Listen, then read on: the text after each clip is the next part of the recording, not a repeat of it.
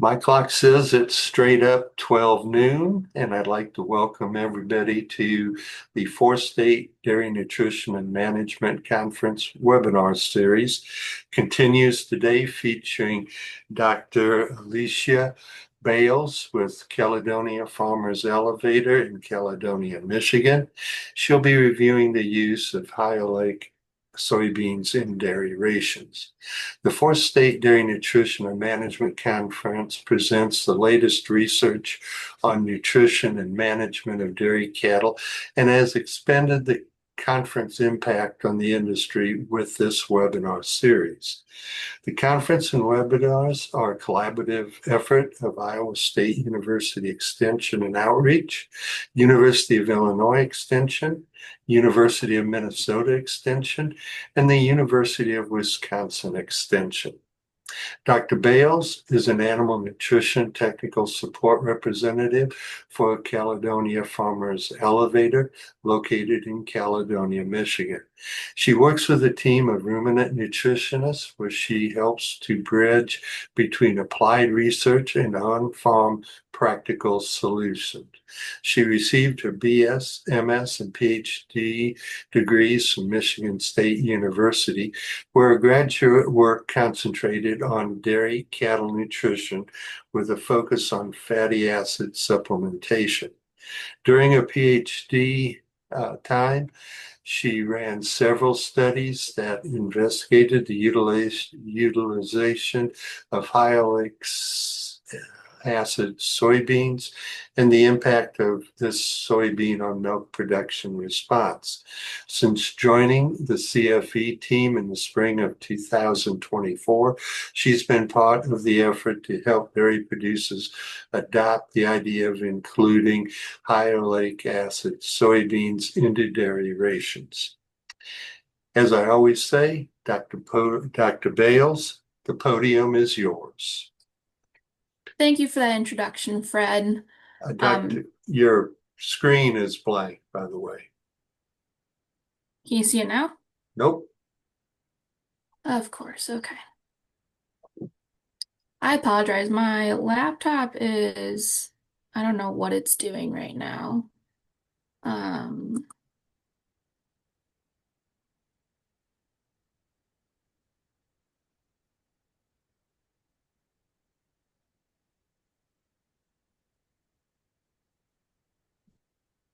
is it still blank? Yes, it is. Now we've got it. You're up and going now. Okay, perfect. Sorry about that. So just to kick it off, I'm going to go through within this PowerPoint, just talk about what high oleic soy is, go through some processing methods, as well as the importance of that fatty acid profile and how it's different than other soybean varieties. I'll then go through some research done at Michigan State University, looking at using the high oleic acid soybean as well as the high oleic expeller meal.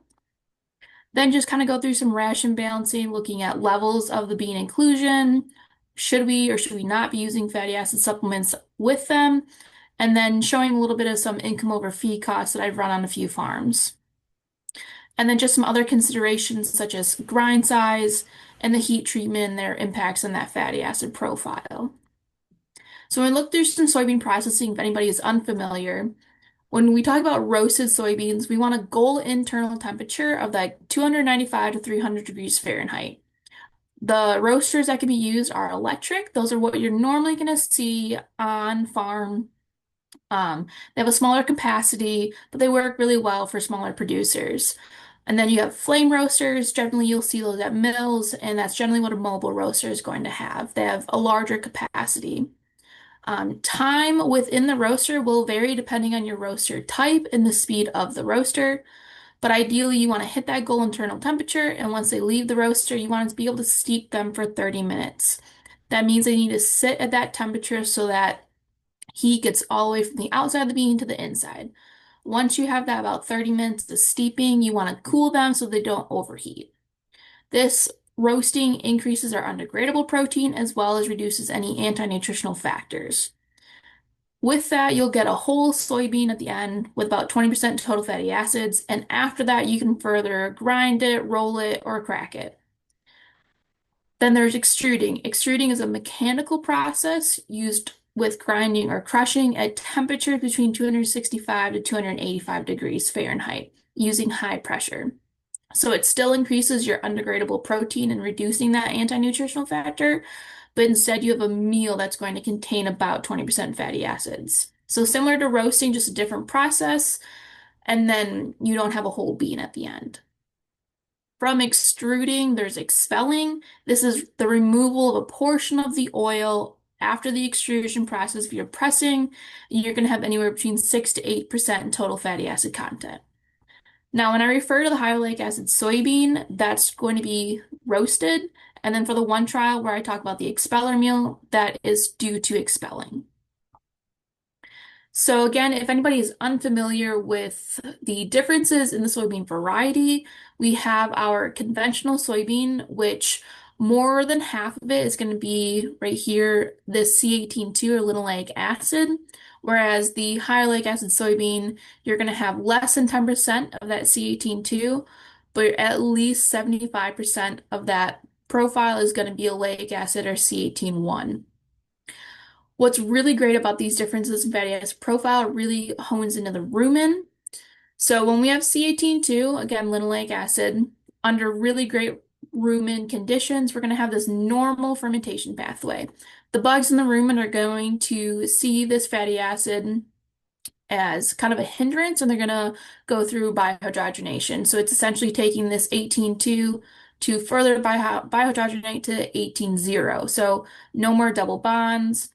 But during some altered rumen fermentation, so really low pHs, not enough forage in the diet, anything that's going to cause any havoc to the rumen, they can go through this altered fermentation pathway, and you're going to start getting these trans 10 fatty acids, where this trans 10, cis 12, this is what's involved with milk fat depression. So even though you're still going to end up with stearic at the end, we do not want production of trans 10, cis 12. Now, this is all with just linoleic acid. Oleic acid can't go through this same pathway, so we cannot generate this trans 10 cis 12. So this fatty acid profile is more beneficial to the rumen, and again, not increasing our risk for milk fat depression. There has been studies out of UW-Madison that were looking at using these high oleic soybeans, and in one of those trials out of Armentano's lab, they used what they called a low-fat diet and then ground conventional beans, ground Plenish. Plenish is the trademark name for the high oleic acid soybean from Pioneer, and then whole conventional and whole Plenish.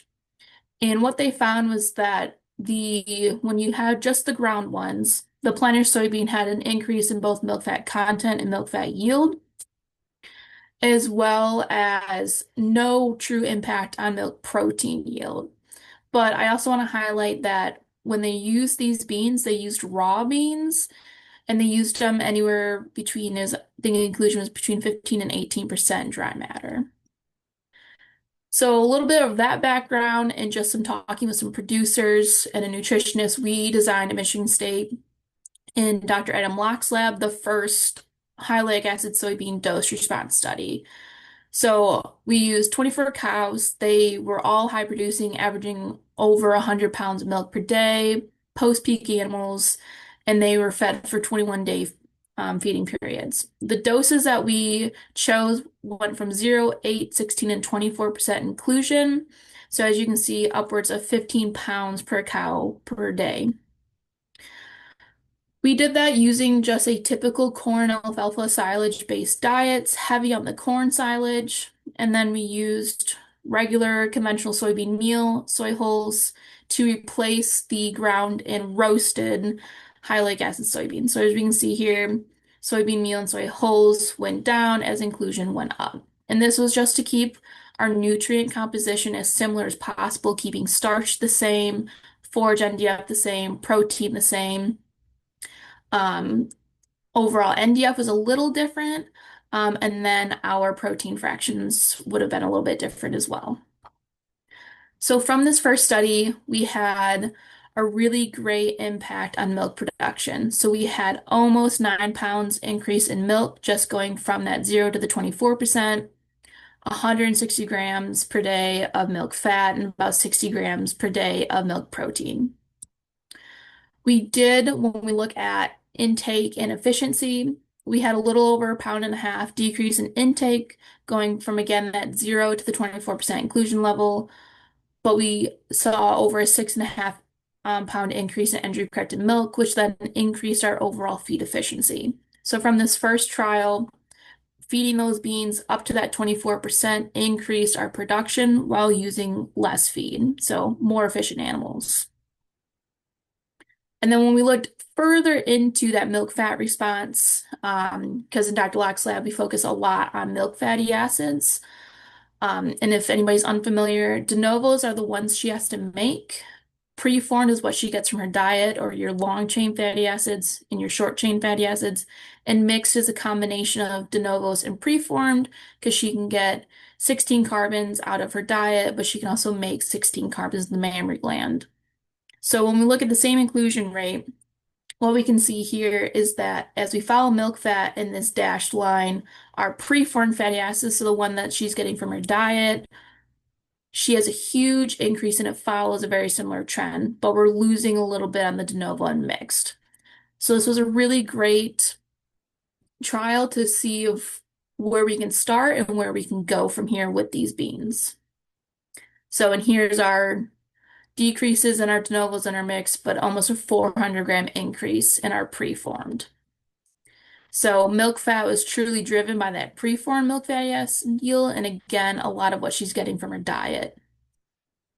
The second study we did was actually prompted by the Michigan Milk Producers Association of Michigan, mostly because we wanted to know if producers couldn't roast them or couldn't purchase roasted beans, could they grow them themselves and feed them raw?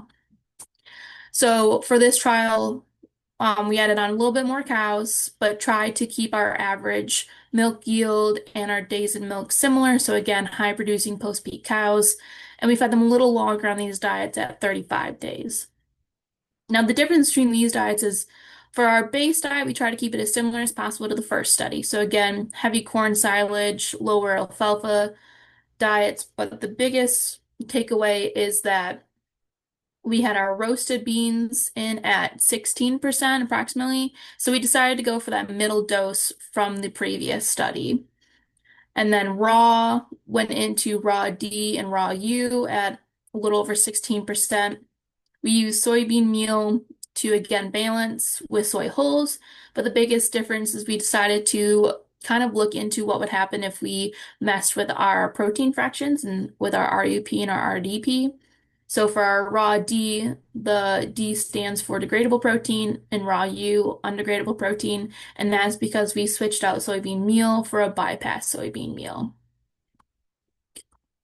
So from there, when we just look at the production responses, I'm going to go through these a little differently. But first, this orange is all milk. The yellow is milk fat. The blue is milk protein. The control is the first set. The roasted, the second, raw D, then raw U. And then when we look at our p-values, we did a few different contrasts. So first, we just evaluated the use of the soybeans versus a diet that had no soybeans. So as we can see, we had about 3.5 increase of pounds per day with the soybeans themselves, and almost a 0.5 pound increase in milk fat when compared to just the control. Next, we evaluate the effects of roasted versus raw. So it's the effects of the roasted treatment versus the combination of the raw treatments. And we can see here we got about a 6.5 pound increase in milk yield, 1/4 pound increase of milk fat, and close to 0.2 pounds per day on milk protein.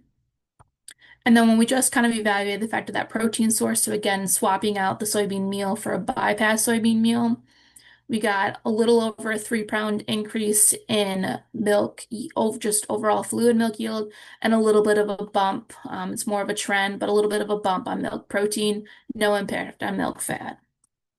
So from this study, the use of roasted soybeans, even though overall soybeans did really good compared to the control diet, the roasted soybean is where you're going to get the best outcome when you're looking at productions.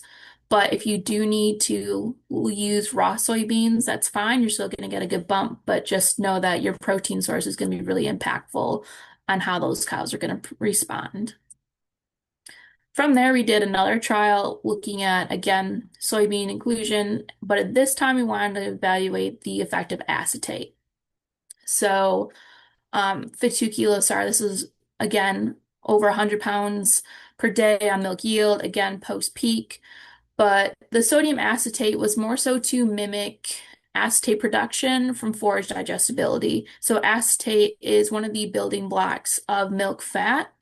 So if we can give her more of that building block to be able to make more milk fat in the mammary gland, can we have a more of a milk, just overall milk fat response? So this trial, again, very similar base diet using more of a heavy corn silage, a little bit of alfalfa silage in there.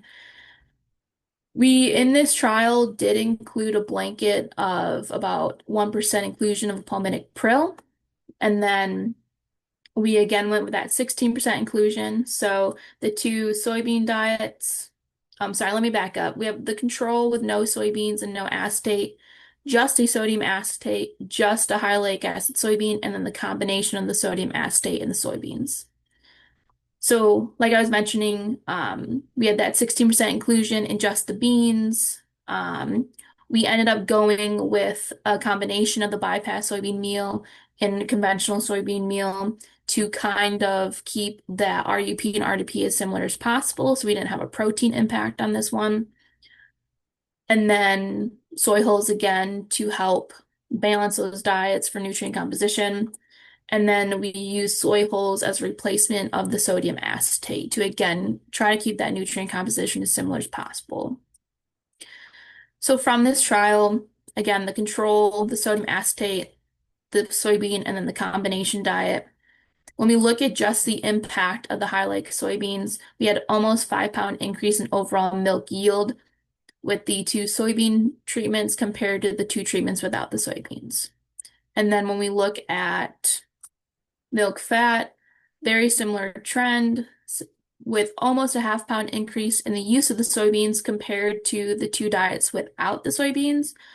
But what's also really important to notice is we have this additive effect of we have an even greater increase in the milk fat numerically when we have the combination of the sodium acetate and the high oleic acid soybeans. So and I didn't show this, but the beans actually had a bit of a dry matter intake increase. So we had an increase in intake and an increase in production with the use of these high oleic acid soybeans. Following from that, we wanted to look again more into that milk fatty acid side. And this is also piggybacking off of the first study when I mentioned that we had a decrease in our de novo and mixed. So this study was designed very similar to the acetate study, 20 cows, again, still over 100-pound average, post-peak, same heavy corn silage diet, except for this time, we still use the same, try to be at that 16% inclusion, still using the bypass soybean meal, conventional and soy hulls. And then this time, swapping in a palmitic acid prill for soy hulls at almost 1.5% dry matter. So from this study, again, just focusing on the effect of the soybeans, we had over 5.5 pound increase with the use of the two soybean diets versus the two diets without the soybeans, as well as over a 1/2 pound increase in milk fat and a small boost in milk protein. And again, as we see here in this brown, we have a really nice increase of an additive effect of the palmitic and the soybeans combination diet of more milk fat coming in from those two than just when you have the soybeans alone or the palmitic acid alone as well. So again, I didn't show this, but we did have an increase in dry matter intake with the use of the soybeans and as well as an increase in production. So this is just an overall of looking at what happened when we included these beans at 16% inclusion, so roughly that 10 pounds per cow per day.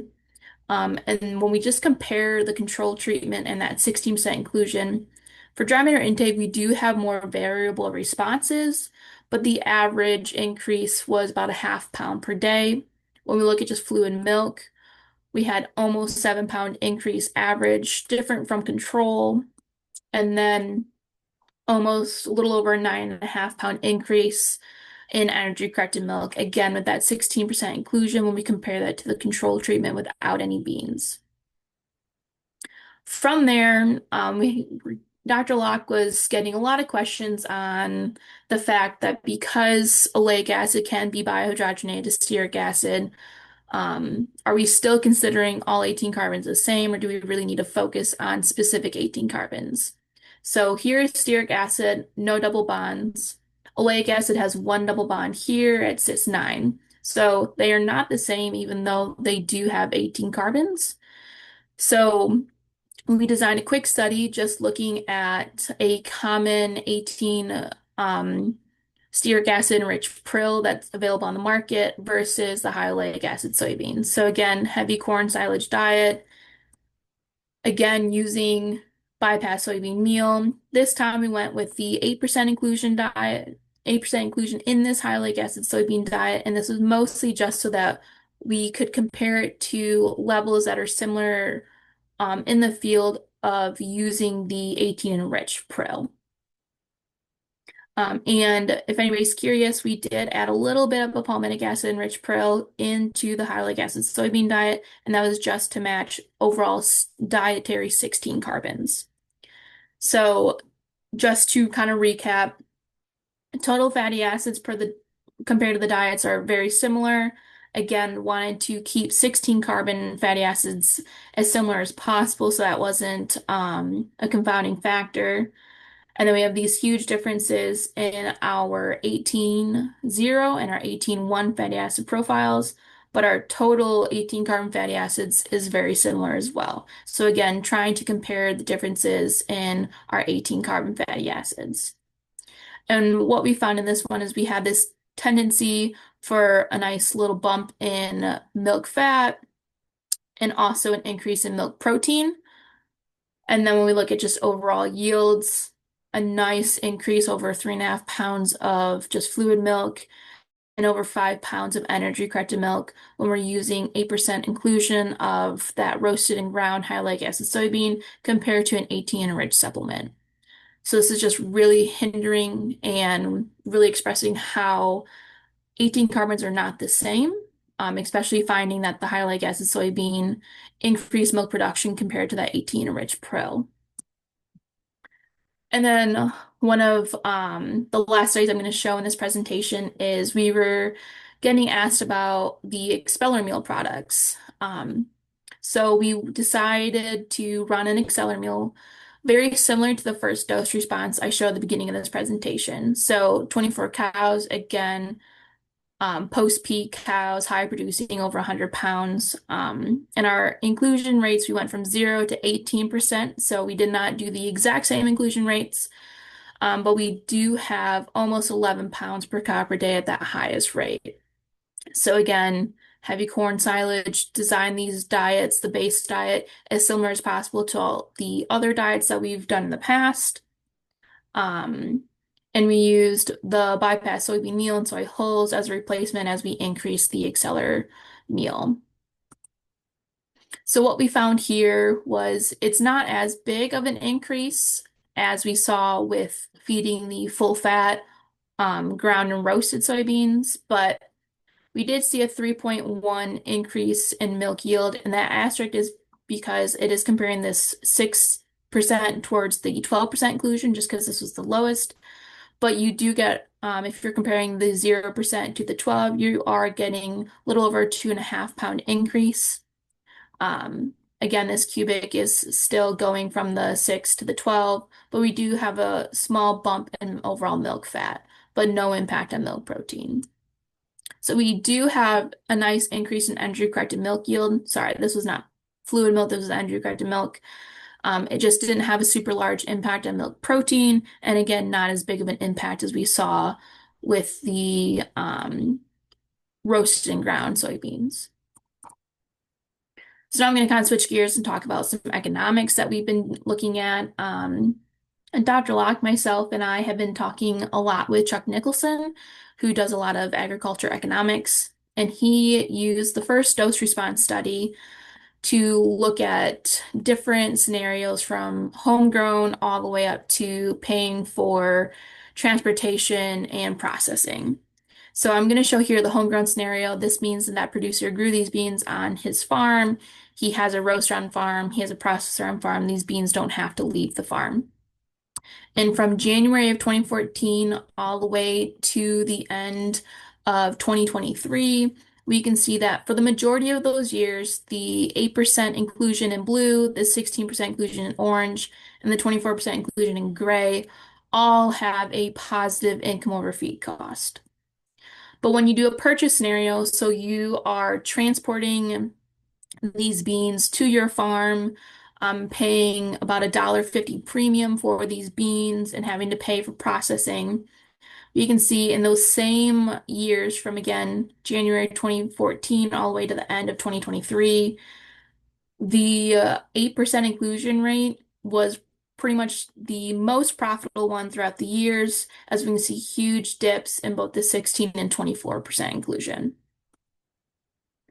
And then he also ran these same scenarios on the raw and roasted study. So again, production cost of roasted, the production cost of just the raw, and then the raw with the bypass protein. So again, on a homegrown scenario, we can see that the roasted has the best income over feed cost, but we do have sometimes where the raw diets are going to have a negative outcome on an income over feed cost basis.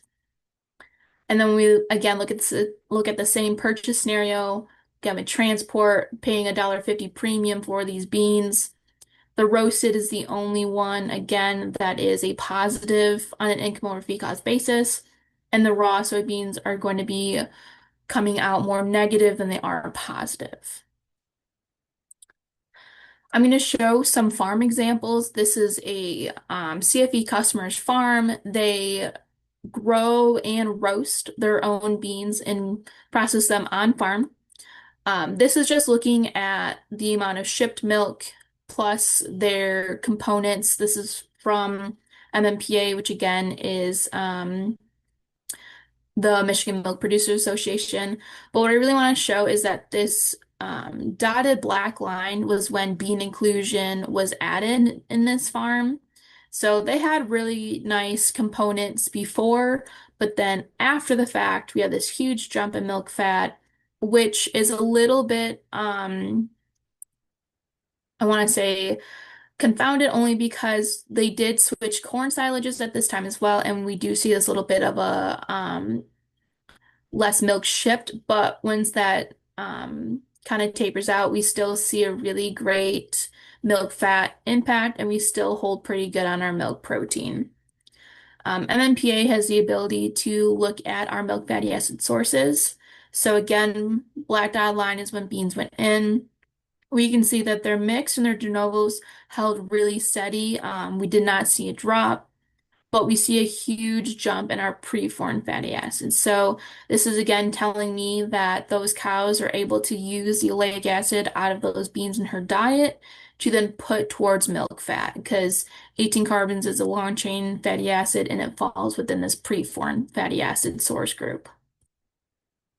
Now, just looking at their diet composition, again, we had this small change in corn silage, but for the most part, the rest of their diet was very similar.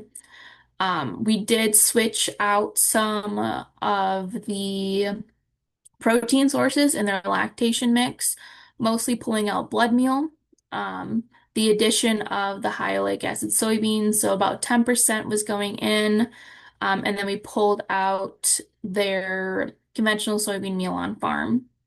And as we can see over here, our nutrient composition, very similar across the board, and our total fatty acids were a little bit similar as well. These guys, as I mentioned, they have they're homegrown beans plus roaster and grinder on site, so they're not paying for that extra transportation.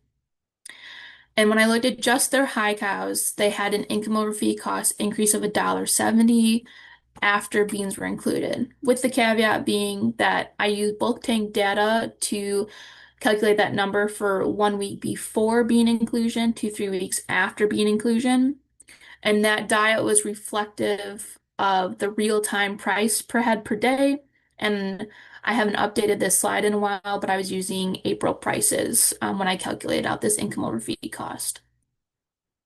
The other farm example I have of a CFE customer, they had the extruded soybean meal and they swapped that out for a lower inclusion of the soybeans. So about 3.7 pounds. So this is a little under that 8%. You're getting closer to a 5 to 6% inclusion rate of the beans. Um, Additionally, they had a palmitic acid prill and a calcium salt in those diets. We left the palmitic acid prill in, but removed the calcium salt of palm fatty acids.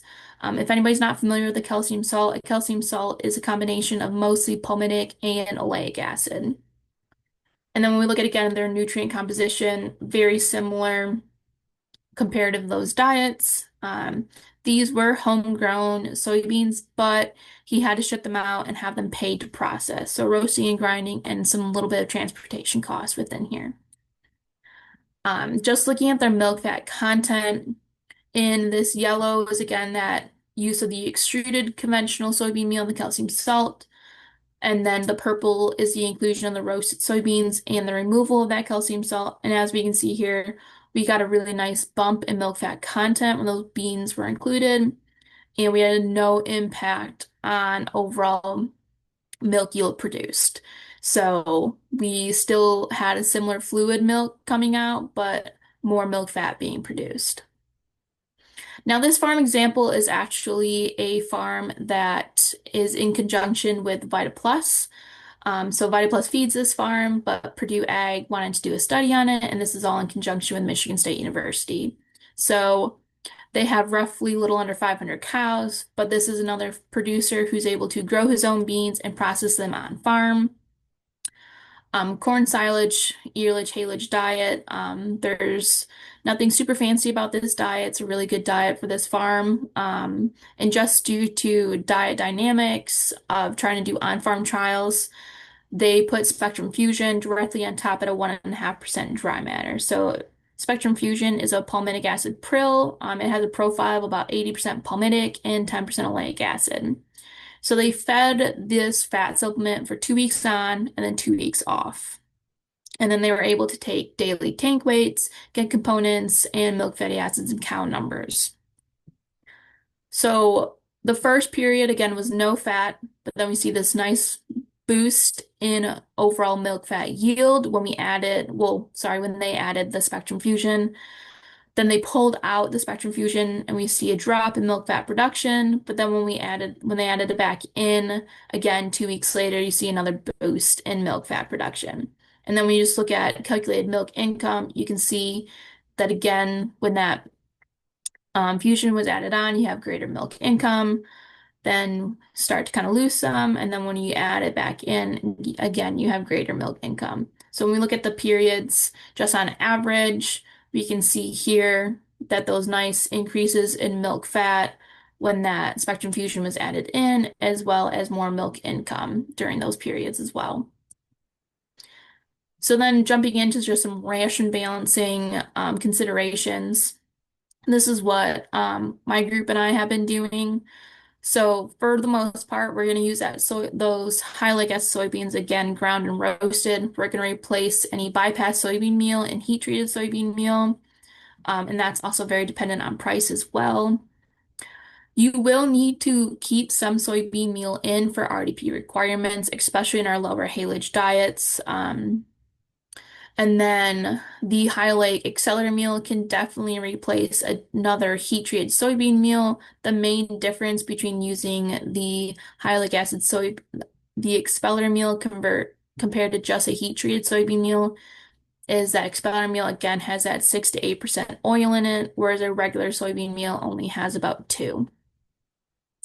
And then when we're considering roasting, again, properly roasted soybeans are going to provide really great undegradable protein as well as decreasing that anti-nutritional factor. But roasting temperature, the time that they're in the roaster and steeping is very crucial to having good soybeans. You can feed raw soybeans. You're just going to need an additional undegradable protein source. So whether you want to use a heat treated soy source or a blood meal, and you're going to feed them at a smaller inclusion rate than you would just the roasted soybeans. Then when we look at other protein ingredients, we do pull out the majority of the blood meal from these diets, mostly because blood meal is very expensive and it's also high in lysine, and the soybeans are as well. But the soybeans are pretty low in methionine, so the inclusion of a methionine product will be very beneficial for those cows. Then when we talk about fat supplements, the removal of a traditional calcium salt and our mixed saturated fatty acid prills are perfectly fine because a traditional calcium salt will have anywhere between 30 to 45% oleic acid. And our mixed saturated fatty acid prills, those are mostly stearic acid or that 18-0 enriched. Pull those out, but please keep the true palmitic acid prills in because you're going to get more out of your milk fat if you're going to keep them in combination with the high oleic acid soybean. And I get this question a lot of what can my inclusion rates look at? So for fresh cows, I would say between anywhere 2 to 6 pounds per day. High group, you're looking at anywhere between 6 to 12 pounds per day. Now, for maintenance, we do have some producers who feed their maintenance or their low groups in beans, but you're going to have that lower level. I've seen anywhere from 1 to 3 pounds. You could probably go up anywhere between 2 and 4 pounds, but just really watching that body condition in those cows is what's going to be your deciding factor. Something else to consider is grind size. There's a lot of different grind sizes I've seen out there, just depending on if you're using a hammer mill and the screens that you're using, or if you're using a roller mill. We do not want to see any particle size less than 600 microns. You're going to lose a lot of digestibility and potential from those beans. That 7 to 800 micron is really optimal. This is just based on some field data, some previous studies using conventional soybeans back in the 90s, as well as this is more of a similar grind size to what you're going to see of your heat treated and bypass soybean meals. I have seen some producers have really good success with about the quarter to half cracked and halves. I definitely think that they can see more production if we get closer to the 7 to 800 microns. But again, this can work well for certain farms if this is the only screen or only what their hammer or roller bill can produce. I would not use whole. You are not going to get as much out of those beans as you potentially could. So we don't really want to waste any on the back end. And for reference, for my first two trials I showed of the dose response as well as the raw versus roasted, my roasted soybeans were anywhere between 725 to 770 microns, and then the raw were closer to that higher 800 level, but still within that 7 to 800 that we'd like to see. I also get asked a lot if processing is going to impact our fatty acid profile. So what I have here is a list of individual fatty acids. I have a group that came in whole and then needs to be ground after the fact for processing, and then I have a group that was ground and then tested. So we have raw and roasted for each whole or ground group. And what we can see is within the group that was whole, there's no difference between the raw and the roasted. Again, when we ground it, so either roasted then ground or just raw and then ground, we again can see very similar fatty acid profiles between them. So very minimal changes. The biggest difference that I see is between batches. So this whole batch is a year after this ground batch. And we can see that we have a little bit of differences in our palmitic, in our oleic, in our linoleic. So it's not the processing that you're going to have differences in our fatty acid profile. It's really just going to be field to field, year to year. So for our overall take-home messages, having that increased inclusion of the roasted and ground beans, you're going to have a really great impact on milk production, but other dietary aspects are definitely going to influence that as well. I just want to iterate that proper heating and steeping, as well as your grind size, is going to be the most crucial for your production responses. Forage digestibility is going to be super important to, again, get those VFAs, as well as having that palmitic acid prill in. We can further improve that milk fat yield when fed in combination with the high oleic acid soybeans.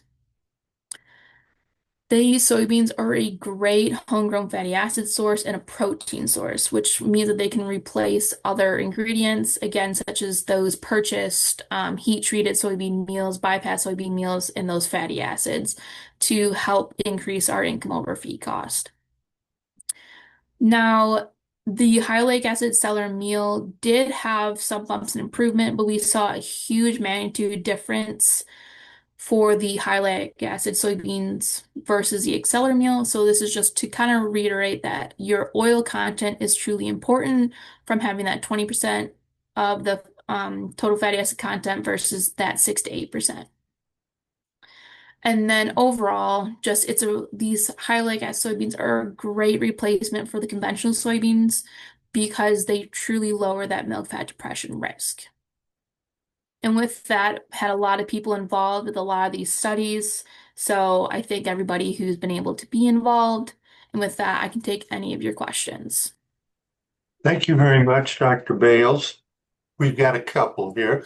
Um, do you have any experience or opinion with using the hyaluronic soybeans in robot milking systems as a second grain fed in the robot?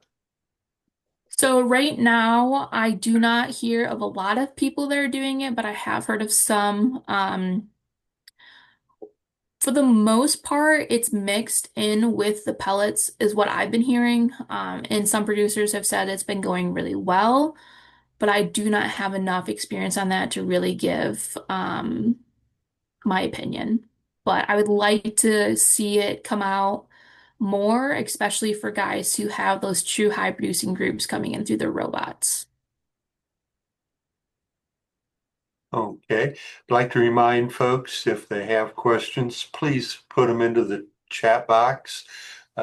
We've still got a pretty good group, so we may find it easier to type them than try to unmute and go that way. Um, do you find differences from one roaster to the next that affects parts of the diet? Can you, like, what exactly are you asking? Like, what part of the roaster? Like, are you asking, like, differences in actual roaster types Well, not in the results. Does and one results? roaster have a different result than another that affects the diet? Not necessarily. The biggest difference in result I see is when people either over roast the beans, so then we are just not getting any utilization out of the protein aspect of that bean, or if they're not roasting enough.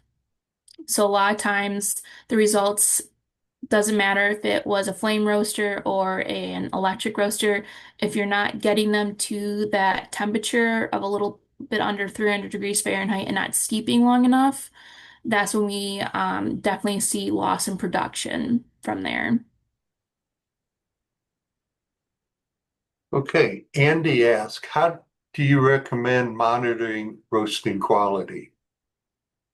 So I send out samples and get PDI testing done on them. So was intended for soybean meal originally. It's a really great indicator to show if you have underheating or overheating. So I just like to see if that PDI number is between 9 and 11. I will not be super concerned if you're at an 8 or a 13. But for me, that's just kind of showing of we're in that ballpark range of where we need to be. So PDI is a great one. Urease activity should be looking similar to what your PDI is looking at. And then sometimes I also look at I'll send them out for the RUP in situ digestibility just to make sure that that is following along with our PDI. Um, And then outside of roasting quality, when you're just measuring overall quality control, I would definitely send out or have your nutritionist send out beans for fatty acid profile just to make sure that you are getting the high oleic acid soybean. We have heard of a few producers who have accidentally gotten some conventional beans mixed in. So just knowing what we're working with will definitely have an impact on our diet and obviously our production results.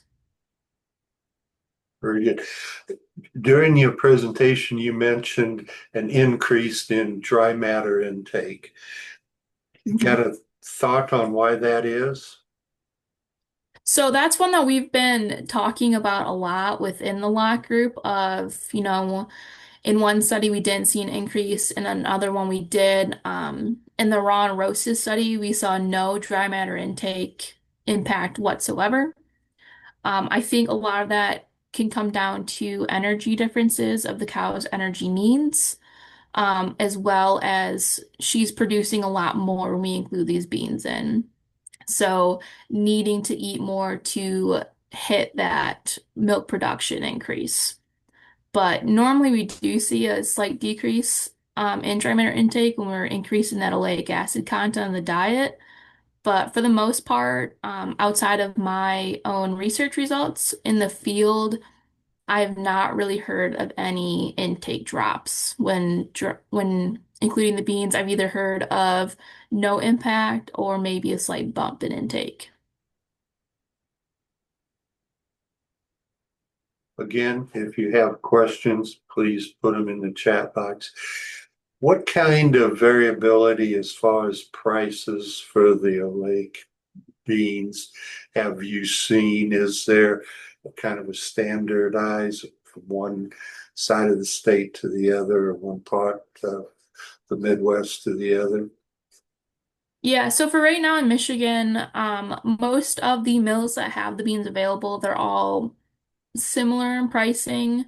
Some of them got different premiums. I would say for the most part, I've seen anywhere from $1 premium to $1.50 premium for the high leg beans compared to conventional. But right now, I think the biggest price driver is the availability of the beans. We don't have just a huge stash of them, so it's definitely driving prices a little bit more. I'm very excited to see where prices are at come harvest time when we have way more beans available. But for the most part, the price right now is kind of being driven by the mills. When Chuck did the pricing, did he run different scenarios from the the dollar to the $1.50 or extended out to a $2.50 difference? Did he get that data? So he did, I believe, 50 cents and a dollar. He didn't go above $1.50. And the $1.50 that he used was at the time when we were running that analysis a few years ago. That was kind of where the premium was in the field. But I would like to see it a little bit higher just as we get into these next few years of will the premium go up? Will the premium go down? But the also I'd like to say for the scenarios that Chuck ran, he ran, I think it was a little over 10 different scenarios. So differences in premiums, differences in miles for transport, lots of different aspects going into those. I just showed the two extremes. Very good. Sabrina asks, are field yields similar to regular cultivars?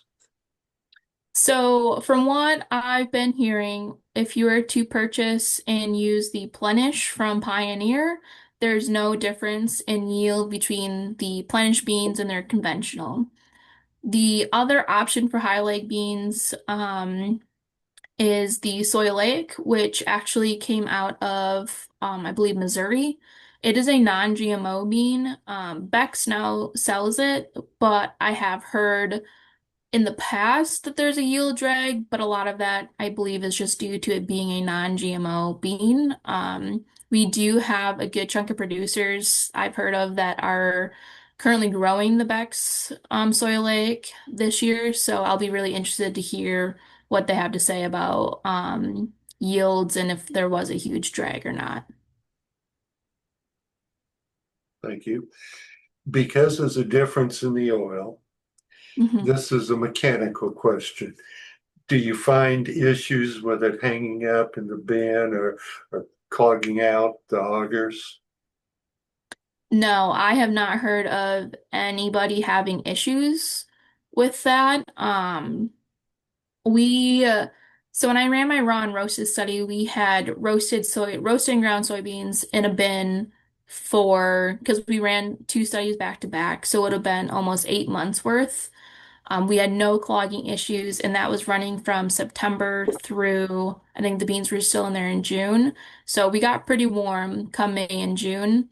But again, no clogging issues. But we did not put the raw ground soybeans into a bin, um, mostly because we were grinding them on a weekly basis. So it didn't really work for us to grind and put them on the bin. But we were a little nervous of the raws potentially clogging. But from what I've heard, nobody's had any clogging instances. Thank you very much. I'm not seeing any more questions coming in. Uh, I'll do some discussion, and if I see one coming in, we'll break. Like to thank Dr. Bales for the information, some really good stuff. If you're considering making this change in the diet, uh, ask folks to, they'll get a newsletter from us that will include where this is archived.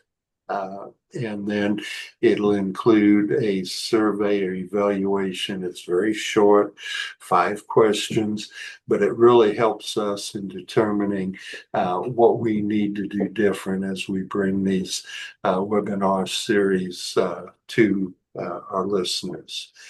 Um, any last uh, things you'd like to send off the listeners with? Any last comments? I just saw a question come through about feeding more urea for RDP versus soybean meal. Some of our diets, we did add a little bit of urea in. Definitely can use that if that's an option for you. I just would not use urea when feeding raw soybeans. But outside of that, I would just say definitely if you're looking to use them, I would definitely try and get your hands on them. We've had a lot of producers talk about either their diet costs stay the same. Some of them did have an increase in diet costs, but their overall income over feed cost was greater than before. Some of them saw a drop in their diet costs, but still an increase in production. So a little bit of variability, but for the most part, everybody who's been feeding them has been happy with them. So definitely take a shot at it if that's something that you've been wanting to try. Thank you for your time and information, Dr. Bales. I'd like to Thank thank you. everybody who attended, and we'll look forward to having folks back with us next month when we continue the webinar series. At that, I will go ahead and sign off.